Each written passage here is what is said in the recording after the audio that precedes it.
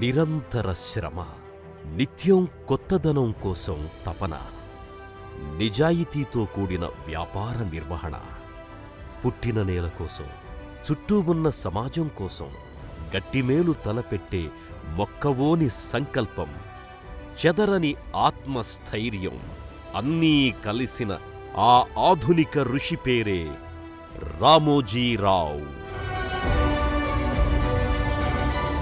ఆయన ఒక్కొక్క చెమట చుక్క చిందించి పగలు రాత్రి పరిశ్రమించి సృష్టించిన ఆ మహా సామ్రాజ్యం పేరే రామోజీ గ్రూప్. ప్రత్యక్షంగా 25,000 మందికి, పరోక్షంగా అనేకానేక మందికి ఉపాధి కల్పిస్తోన్న మహా సంస్థ. నిత్యం ఉషోదయంతో సత్యం నినదించుగాక అంటూ తెలుగు వాకిళ్ల వెలుగు చుక్కలా ప్రభవించే ఈనాడు నుంచి క్షణక్షణం ఆనంద వీక్షణమందించే వినోదాల ప్రభంజనం ఈటీవీ వరకు, దుక్కిదున్ని జాతికి పట్టెడన్నం పెట్టే రైతన్నకు అండదండగా నిలిచే అన్నదాత నుంచి ప్రపంచంలోనే అతిపెద్దదైన ఫిల్మ్ స్టూడియో ప్రాంగణం రామోజీ ఫిల్మ్ సిటీ వరకు అన్నీ ఆయన ఒడిలో బడిలో పుట్టిన బిడ్డలే.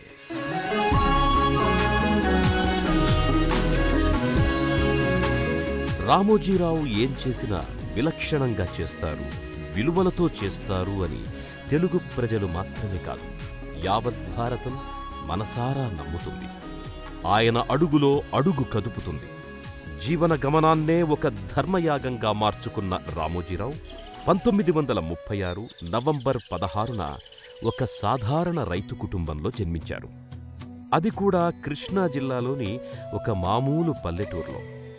చేలగట్ల మీద చిగురించిన ఆ వ్యక్తిత్వం క్రమక్రమంగా ఎదుగుతూ, ఎదురొచ్చిన సవాళ్లను అధిగమిస్తూ మునుముందుకు సాగింది.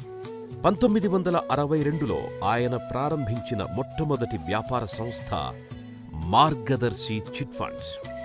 అతి చిన్నగా ప్రారంభమైన మార్గదర్శి అనతి కాలంలోనే అంచెలంచెలుగా విస్తరించింది. ప్రజలు ఈ సంస్థపై చూపించిన నమ్మకం అపారం. ఆర్థిక క్రమశిక్షణ, అంకితభావం, ఈ రెండు మార్గదర్శికి 2 మంత్రాక్షరాలు. అందుకే ఈరోజు మార్గదర్శి 4,300 మంది సిబ్బందితో, లక్షలాది సభ్యులతో జనమానసాలలో తిరుగులేని సంస్థగా వెలుగొందుతోంది. మార్గదర్శిని విజయపథంలో నిలిపాక మట్టివాసనను మరచిపోలేని రామోజీరావు 1969లో ప్రారంభించారు అన్నదాత మాసపత్రికని. పల్లెటూరిలో తాను భూమిని అమ్మి వ్యాపారం ప్రారంభించానని, ఆ పల్లెటూరికి తాను ఏదైనా చేసి రుణం తీర్చుకోవాలని సంకల్పించారు రామోజీరావు. నాగేటి చాళ్లల్లో ఆధునిక వ్యవసాయ పద్ధతులు మొలకెత్తాలన్న ఆశతో, ఆకాంక్షతో అన్నదాత పత్రికను తీర్చిదిద్దారాయన.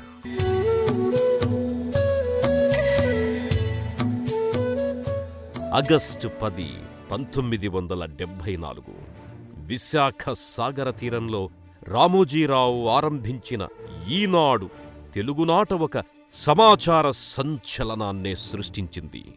అణువణువున కొత్తదనాన్ని విరజిమ్ముతూ ప్రజల పక్షాన అక్షర యుద్ధాన్ని ప్రకటించిన ఈనాడు దినపత్రిక ప్రారంభించిన 4 ఏళ్లలోనే అత్యధిక పాఠకుల అభిమానస పుత్రికగా మారింది. ప్రాంతీయ దినపత్రికల చరిత్రలోనే ఓ కొత్త వరవడిని సృష్టించింది.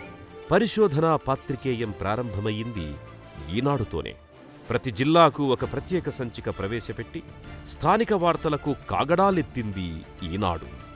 రామోజీరావు ఆలోచనలకు ప్రతిరూపంగా ప్రతి అసెంబ్లీ నియోజకవర్గానికి ఒక ప్రత్యేక పుటను అక్షరాల బాట పట్టించిన ఘనత, చరిత ఈనాడుదే. ఆనాడు అతి కొద్ది ప్రతులతో ప్రారంభమైన ఈనాడు పత్రికారంగానికే తలమానికంగా భాసిల్లుతోంది. 1987లో ఎడిటర్స్ గిల్డ్ ఆఫ్ ఇండియాకి అధ్యక్షులుగా ఎన్నికయ్యారు రామోజీరావు. పత్రికా స్వేచ్ఛను పరిరక్షించేందుకు సమరశంఖం పూరించి కలం బలం ఏపాటితో లోకానికి చూపించారాయన. తెలుగు రాష్ట్రాల్లో అనూహ్యమైన స్థాయిలో ఈనాడు క్రికెట్ టోర్నమెంట్లు నిర్వహించి గిన్నిస్ బుక్ ఆఫ్ వరల్డ్ రికార్డ్స్లో నమోదు కావడం మరో మెచ్చుతునక.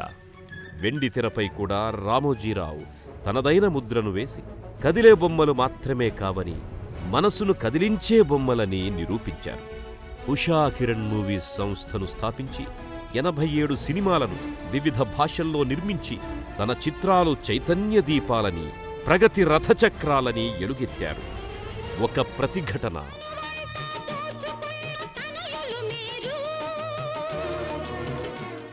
ఒక మయూరి,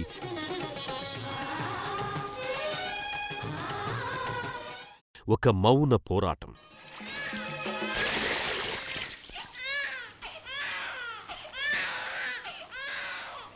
ఇలా ఏ సినిమాను తీసుకున్నా ఒక ప్రయోగమే, పెను సంచలనమే. ఆయన చిత్రాలలో ఎప్పుడూ కొత్తవారికే పెద్దపీట వేశారు.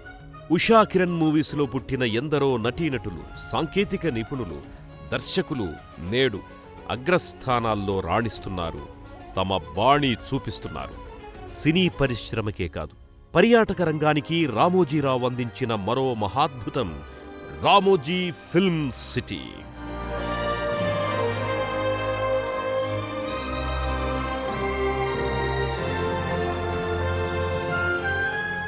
సినీ నిర్మాణానికి కావలసిన సకల సదుపాయాల నిలయం ఈ చిత్రనగరి. సువిశాలమైన పూలతోటలు, కళ్ళు చెదిరే స్టూడియోలతో అన్ని వయసుల వారిని మంత్రముగ్ధుల్ని చేసి రామోజీ ఫిల్మ్ సిటీ గిన్నిస్ బుక్లో తన పేరుని నమోదు చేసుకుందంటే ముందుగా తలచుకోవలసిన పేరు రామోజీరావుదే. 1995లో ఆయన స్థాపించిన ఈటీవీ అనతి కాలంలోనే తెలుగు ప్రజల గుండెల్లో తిరుగులేని స్థానాన్ని సంపాదించుకుంది. ఈటీవీ నెట్వర్క్గా వివిధ రాష్ట్రాలకు విస్తరించింది. తెలుగు లోగిళ్లకి శరవేగంతో వార్తలను చేరవేసేందుకు ఈటీవీ ఆంధ్రప్రదేశ్, ఈటీవీ తెలంగాణ ఛానళ్లను ప్రారంభించి విశ్వసనీయ సమాచారానికి వేదికలుగా తీర్చిదిద్దారు Ramoji Rao. ETV plus, ETV cinema, ETV అభిరుచి, ఈటీవీ లైఫ్ ఛానళ్లకు రూపకల్పన చేసింది రామోజీరావే.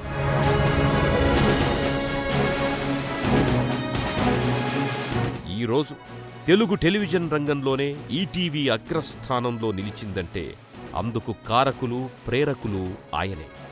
రామోజీరావు మదిలోంచి మొగ్గతొడిగిన సంస్థలు ఎన్నో నేడు ప్రగతిదారిలో దూసుకుపోతున్నాయి. 1980లో ప్రారంభించిన ప్రియా ఫుడ్స్ ఇప్పుడు 22 దేశాలలో ప్రజలకు ప్రియమైన రుచులు అందిస్తోంది. ఆతిథ్య రంగంలో అద్వితీయ స్థానం పొందిన డాల్ఫిన్ హోటల్స్, చిత్రరంగ విశేషాల సుమమాలిక సితార, సాహితీ రంగంలో విశేష సేవలందిస్తోన్న విపుల, చతుర, ఇవన్నీ రామోజీరావు కృషి ఫలితాలే.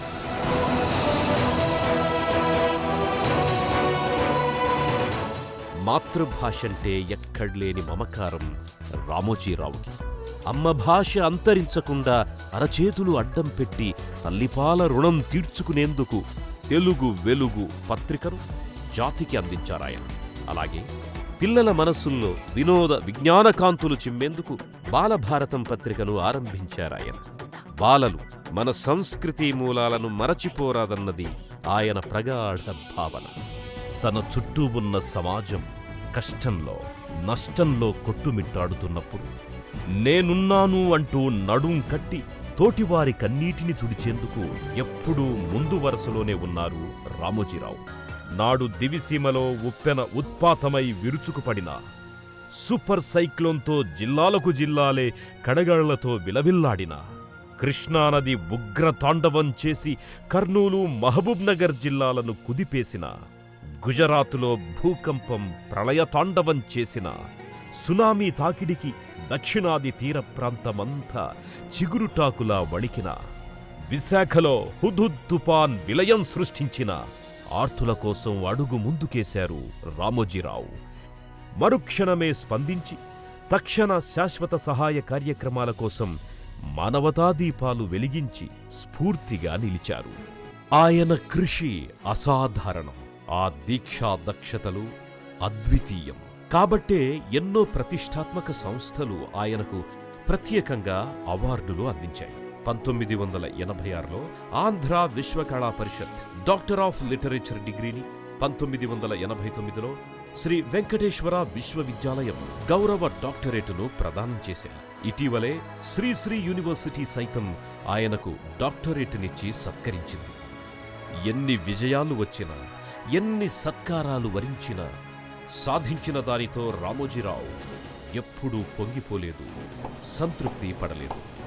ఇంకా ఏదో చెయ్యాలన్న తపన, అదే ఒక తపస్సు. నిరంతరం పనిలోనే విశ్రమించే రామోజీరావుని భారత ప్రభుత్వం పద్మవిభూషణ్తో సత్కరించడం సాటిలేని కృషీవలుడికి సముచితమైన గౌరవం.